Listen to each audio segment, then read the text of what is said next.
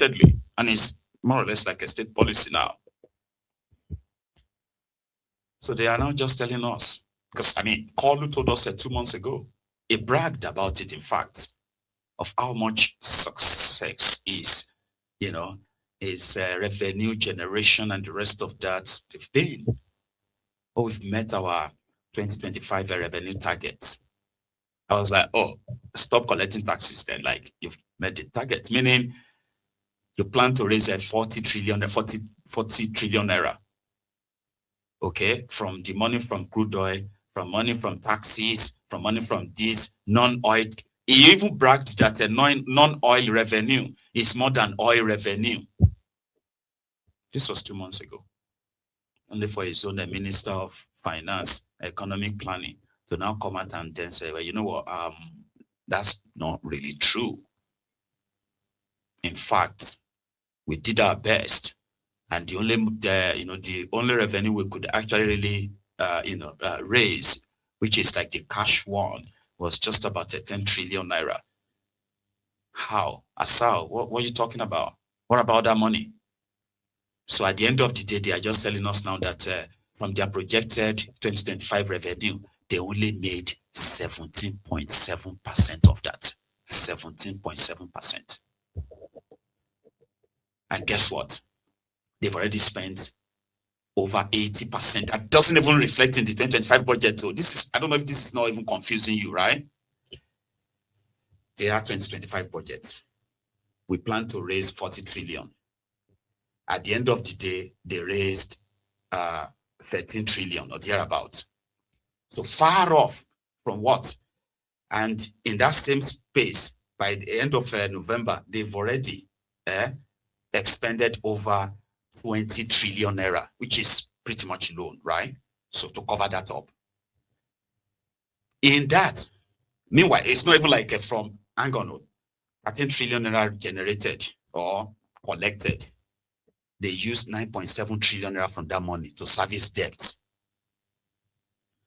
And their own expenses plus servicing debt all come to a total of over 20 trillion naira. So meaning they have actually used almost like 80% to 80-something% of their own supposed generated revenue in 2025 to service debt. But they hid that from you.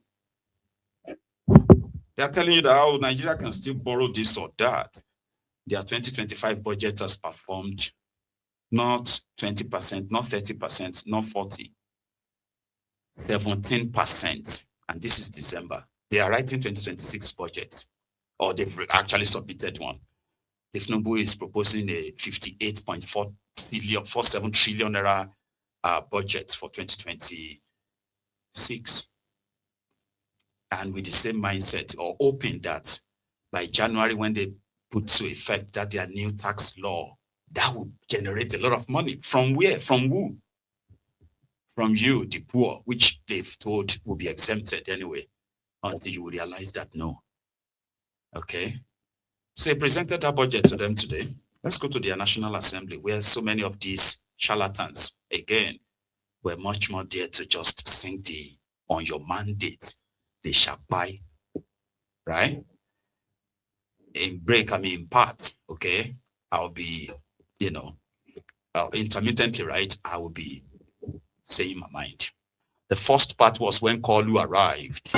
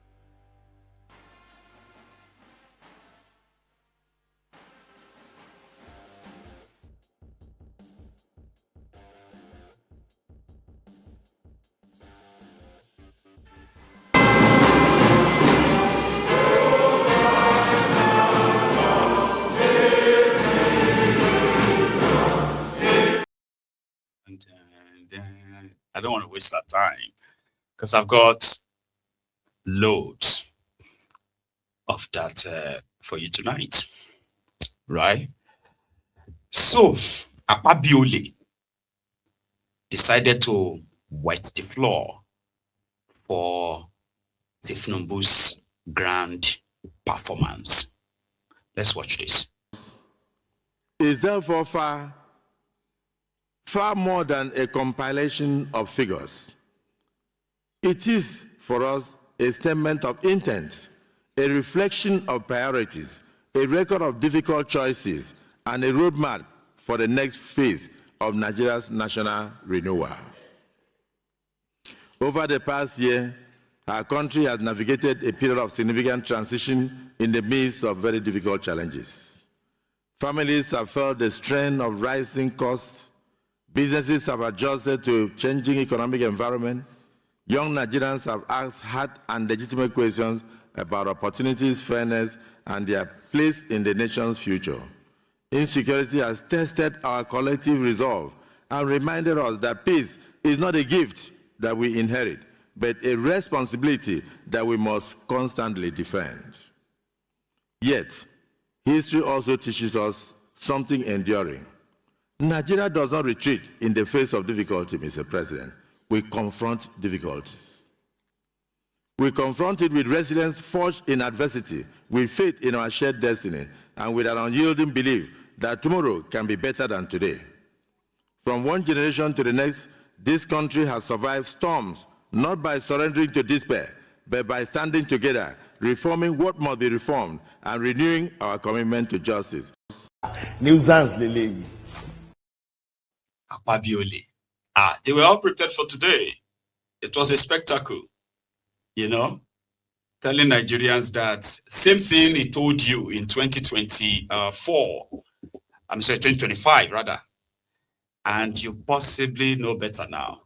And with what they are planning for you for 2025, I don't think you are ready for it. So they are prepared.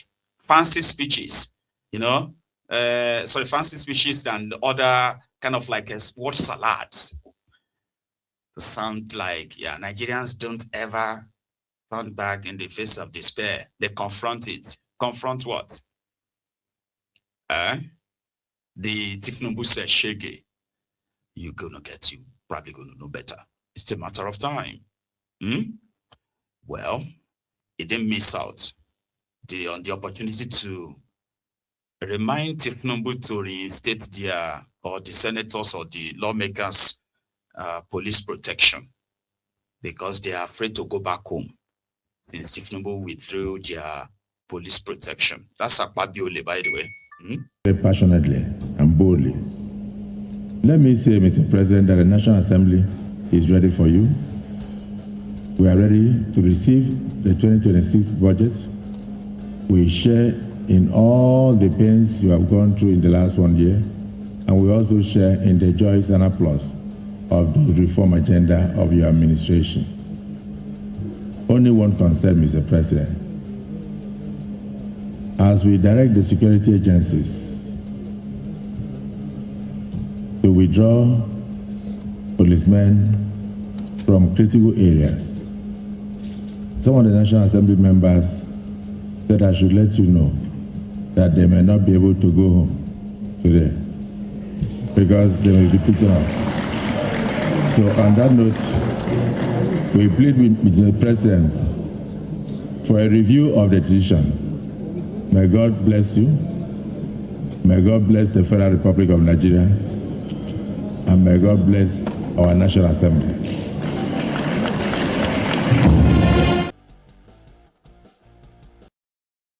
So he said Tinubu withdraw policemen from critical areas.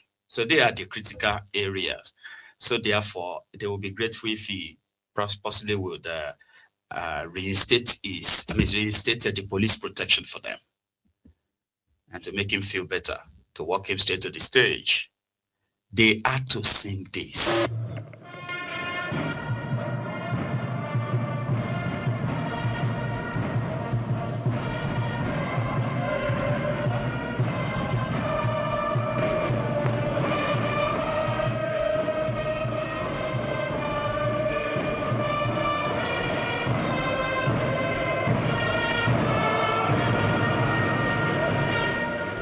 Thank you very much. Please be seated. So next time you are trying to report Tinubu to the only institution equipped constitutionally to act as a checks and balances for the executive, the legislatures, then you understand what I said, what people generally call the state capture. This is state capture at play, Maiyegun. This is what state capture means. That's the right word for it, state capture. It's got the national, it's got this, it's got that. I understand. I am saying that, there could be a positive or good thing if the intention of capturing the country was to develop the country, not to pillage it, not to loot it and terrorize it. Sure you get. But right now what you have is, well, the other. So state capture. Anything they want, they give to him. If you want them to vote on anything, they will do it. Like, we are at your service. Whatever you want, you have all the support. Out of 100 and I think 9 senators, with according to Apabiole, Tinubu now controls maybe about 100 of them. So he's pretty much in charge. There is no opposition to him inside that place, at least as it is currently constituted. They will sing on your mandate. And there's nobody that can actually probably do anything. That's what they said to us, you cannot do anything. What are you going to do about it? Now, to call loose impact is supposed budget presentation. So he started with, ladies and gentlemen, and honorable President, the Speaker, the Vice President, the House. The remarks of the Senate President has gotten me relaxed and happy to be back in a club of great people, great minds, great thinkers, and the essence of our democracy.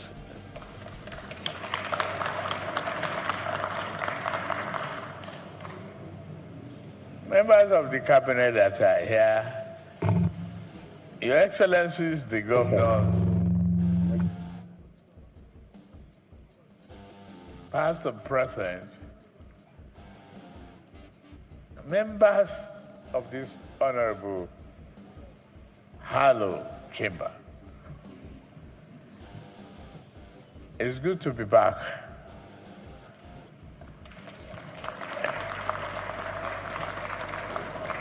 To a well-familiar terrain.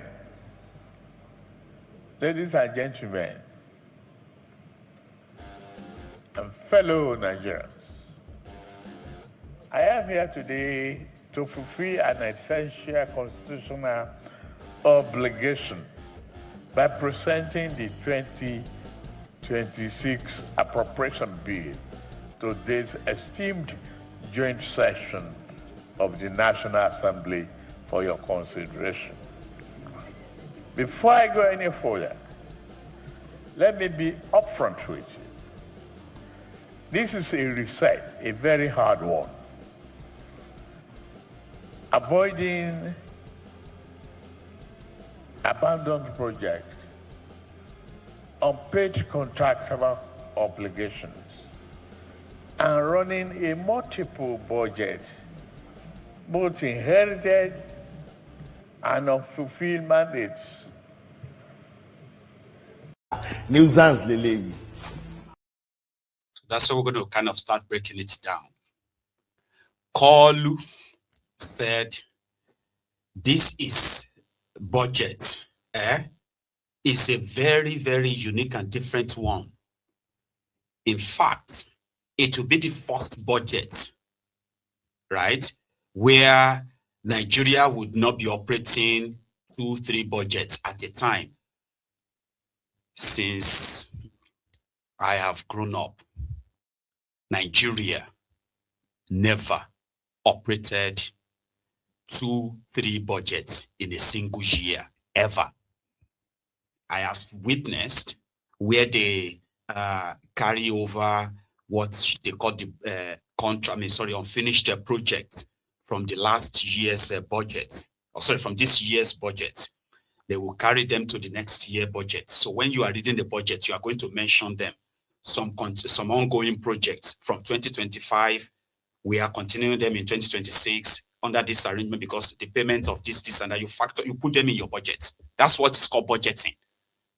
But when Kolu came in, this operating 2-3 budgets in a year started with him. He started it. And it was because of their dubious GPT to manipulate everything, confuse everybody. And the result is what you are witnessing out there. So Nigeria never operated 2-3 budgets in a single year until Tinubu came. So now he wants to do one budget, whereby he will now be able to pay contractors, Baba. They are owing, especially the local contractors who have worked for them in the last 2 years. They have resorted into protesting to get paid. What do you call it? Some of the supposed loans that they have secretly taken, including the ones they even made public, promised to be channeled towards this project, that project. They've never channeled them there. Only for all these same projects they are hyping. Some of them have been hyped in a way that you'll be wondering, like, for example, the coastal highway, Tinubu's coastal road. Do you see the GPT they actually put in place? I'll tell you. The arrangement was that it was going to be PPP, public-private partnership. So, and it will be segmented, okay, in order for the construction to be like, quick. So segmented means by kilometers. They can say, the first 150 kilometers will be awarded to Mr. Table Water. Sure you get. Or the entire project is possibly going to be, let's say, for example, 10 trillion naira. Let's use their own template, 10 trillion naira, right? And they will say, okay, this 10 trillion naira project, we're going to break it into 3 so that the private partners that wants to take on this, construct these roads, who are going to toll the roads for their own money, they will bring, in most cases, they will say they will bring the construction money. They are the ones that will go and source for the money. And you must even have the money before they can say you won the bid to take it. Because you are bringing your money to construct the road. Nigeria didn't have the money.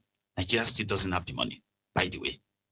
So you are supposed to bring your money, construct the standard road that Nigeria wants, put your toll on it. Here you get, including maintenance. They will now say you are going to run it for the next 25 years. So after that 25 years, you would either renegotiate with Nigeria, or Nigeria will just nationalize it and say, you know what, government is taking it over. We do not want a private what have you to hold it anymore. Something that is unlikely anyway. But when Tinubu came, without any bid or anything, he single-handedly awarded the contract to Shaguri. And that's the one that is working with the Devolumayi. Shaguri brought no single kobo, no penny. So mobilization, Tinubu first say, they don't announce, say they want to do coastal road.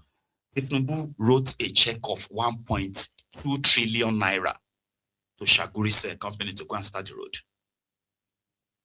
As of today, Nigeria has paid over 2 trillion naira to this Shaguri company. Like I said, no bid, no nothing, was just like that, no other thing. Enough that they now plan to make it to make it look like they are doing something. 2 trillion naira, over 2. In fact, it was actually 2.8 trillion naira that they have actually paid them in the last 1.5 years. Guess what?